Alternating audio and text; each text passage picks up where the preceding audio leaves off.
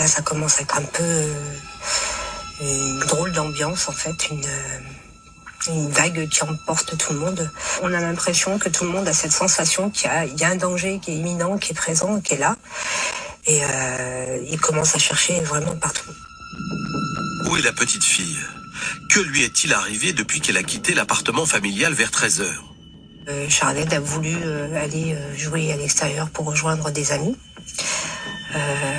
Ma mère, elle voulait pas la laisser seule parce qu'elle était petite, elle avait à peine 10 ans. Et puis du coup, en fait, devant l'insistance, elle dit écoute, tu descends les poubelles et puis tu t'en vas jouer avec tes amis, comme on le faisait tous. Là, on a des témoignages un peu contradictoires. Certains disent elle a descendu les poubelles, elle n'est jamais revenue. D'autres disent si, on l'a vu remonter, puis redescendre. On sait que Shahrazed a été aperçue sur la dalle, ce qui était appelé la dalle à Bourgoin-Jallieu. On l'a vu se rendre vers un magasin qui était dans l'environnement de sa cité. Sur les coups d'1h30, il y a eu un énorme orage qui a éclaté. Et du coup, on avait tous pour habitude de rentrer chez nous quand il y a un orage. On ne reste pas dehors, bien évidemment. Sauf que là, elle n'est pas revenue. Et donc, ma mère elle a dit, écoute, va voir si elle n'est pas chez la voisine, va voir si elle n'est pas chez le voisin, va voir si elle n'est pas chez sa copine. J'ai fait chou blanc, je suis revenue. Et à partir de là, on commence à appeler la police parce qu'on commence à s'inquiéter. Les parents de Shahrazed veulent prévenir la police, mais ils n'ont pas de téléphone. Mon frère et ma sœur sont allés à la cabine téléphonique pour composer le 17 et de là on leur a fait comprendre qu'il fallait arrêter de jouer avec le téléphone, que c'était pas un jeu. Des voisins de la famille Bendouyou appellent alors le commissariat.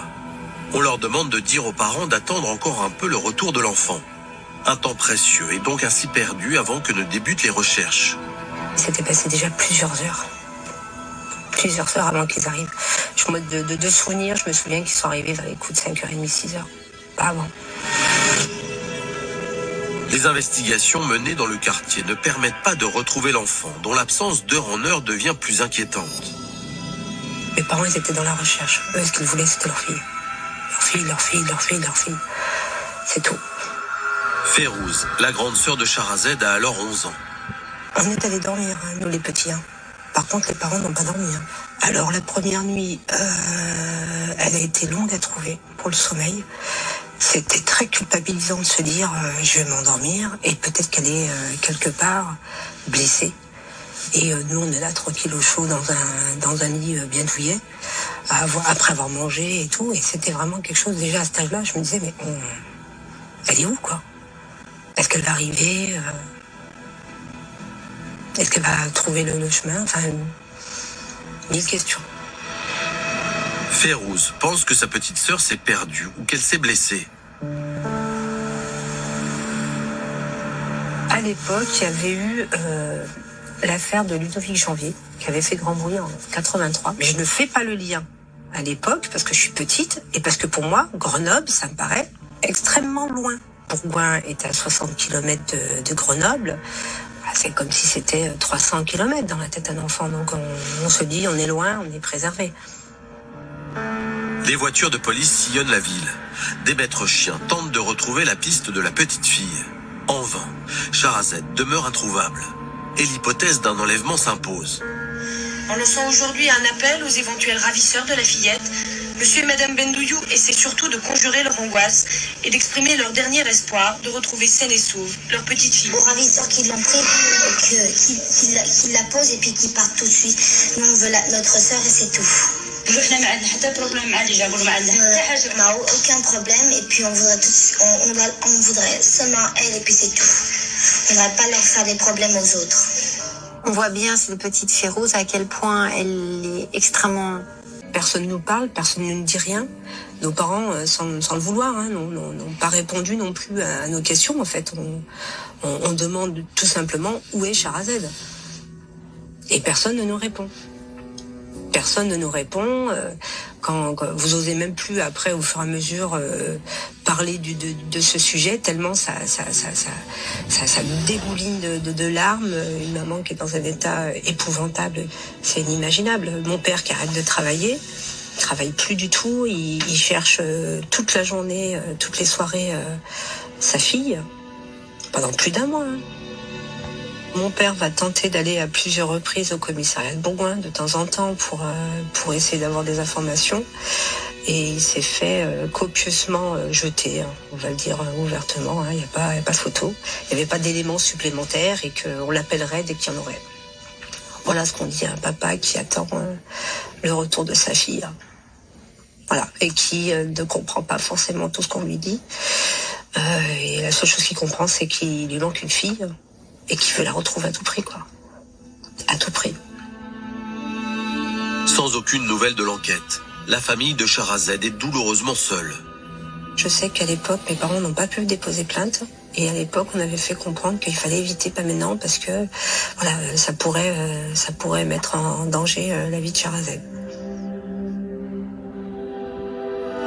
Les parents de Shahrazad se sentent abandonnés et démunis, surtout un soir après la visite surprise d'une assistante sociale.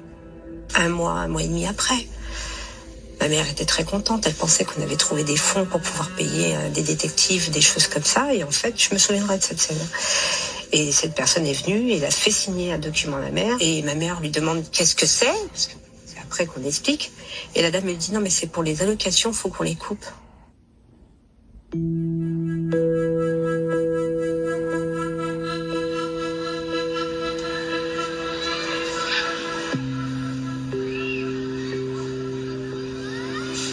Jean-Marc, 1 an et demi après la disparition de Shahrazad Bendouyou, en janvier 1989, le dossier d'instruction est clôturé sans même que la famille ne soit avertie de ce non-lieu. Cette décision extrêmement... Il a à peine 80 PV. Ridicule. Et là, on se dit waouh, quoi. Qu'est-ce qui a fait qu'un dossier comme celui de Shahrazad Bendouyou n'ait pas été traité normalement? Férouz Bendouyou découvre la motivation du non-lieu qui a clôturé le dossier de la disparition de sa sœur. L'information n'a donc pu établir l'existence d'une infraction. Comme si c'était rien passé. C'est terrible. Cette phrase-là, je la découvre en 2003. Mais c'est une petite fille de 10 ans dont on parle. Et on voudrait nous faire croire qu'elle est disparue de son plein gré et que, quand bien même elle serait partie à la limite de son plein gré, à quel moment on arrête de chercher une petite fille de 10 ans? Je suis tellement choquée, mais vraiment, j'ai honte. J'ai honte à ma France, en fait. Certainement, elle aurait été l'enfant d'un notable de la région, on y aurait porté plus attention. Dossier non élucidé, sorti de l'oubli grâce à la sœur de Shahrazad Bendouyou.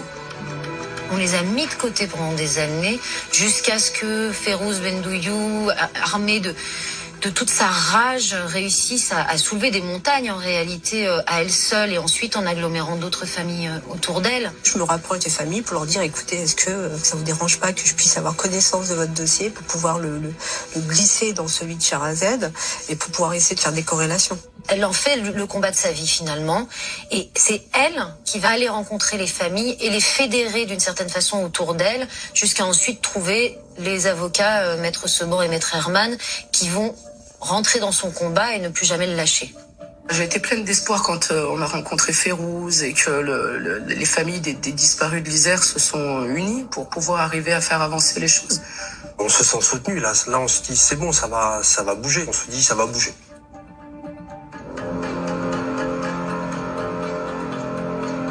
Et effectivement, regroupées et épaulées par leurs nouveaux avocats, les familles obtiennent en 2008 le réveil des dossiers et la création d'une cellule d'enquête spécialisée baptisée Cellule Mineure 38. 38 comme... L'année qui passe, c'est des années perdues pour nous. Faut que le pôle avance en fait. Voilà. Et ils ont des moyens, et ils ont des outils, et ça va avancer, et ça va s'agrandir, et ça va se gonfler avec les nouvelles technologies. Faut leur faire confiance et faut leur donner les moyens. On peut pas ne pas être touché par cette injustice absolue. Ce sont des frères et des sœurs qui ont perdu l'un des leurs, qui ont perdu une sœur ou un frère. C'est viscéral.